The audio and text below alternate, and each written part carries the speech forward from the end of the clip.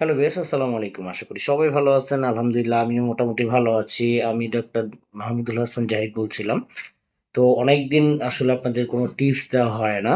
তো আজকে চিন্তা করলাম একটু সময় পেয়েছি আপনাদের একটা টিপস দেই। সেটা হচ্ছে অ্যালার্জি আসলে কেন হচ্ছে আমাদের, হ্যাঁ? আর অ্যালার্জি হলে আসলে আমাদের করণীয় কি, হ্যাঁ?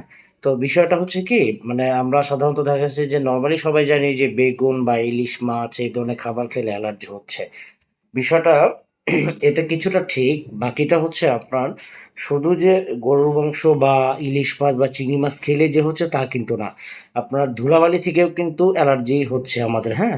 যেটাকে বলছে কোল্ড অ্যালার্জি, হ্যাঁ? এটাও হতে পারে আপনাদের। আর আপনাদের উদ্দেশ্যে একটা কথা বলতে চাই, আপনার ছোট্ট একটা টিপস দিয়ে দিই আপনাদের। অ্যালার্জি আসলে অনেকটাই আপনারা নিয়ন্ত্রণ করতে পারবেন, হ্যাঁ?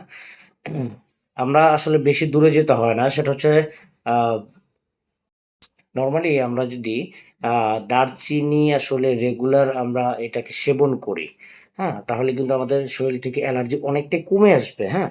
তো বিষয়টা কিভাবে আমরা সেবন করব? আপনার প্রত্যেকদিন দারচিনিটাকে গুঁড়া করে ১ চা চামচের ১ ভাগ, হ্যাঁ? ৩ ভাগের ১ ভাগ আপনার আ গরম পানির সাথে মিক্স করব ভালো করে। মিক্স করে এটা আমরা যেভাবে আসলে আ চা খাই এক কথা, যেটা হচ্ছে পানির সাথে মিক্স করে গরম করে চার মতো করে সকালে ভরা পেটে আসলে এটা খাওয়া উচিত। এটা খেলে আপনি রেগুলার যদি ১ সপ্তাহ খান তাহলে দেখবেন যে আপনার শরীরে যে চুলকাচ্ছে বা ফুলে যাচ্ছে বা লাল, লাল হচ্ছে যে অ্যালার্জিটা, এটা অনেক অংশে ইনশাআল্লাহ কমে আসবে। তো আশা করি আপনাদের এতে অনেকটা উপকার হবে। আর সবাই ভালো থাকবেন, আমার জন্য দোয়া করবেন। আমিও সবার জন্য দোয়া করি। আসসালামু আলাইকুম।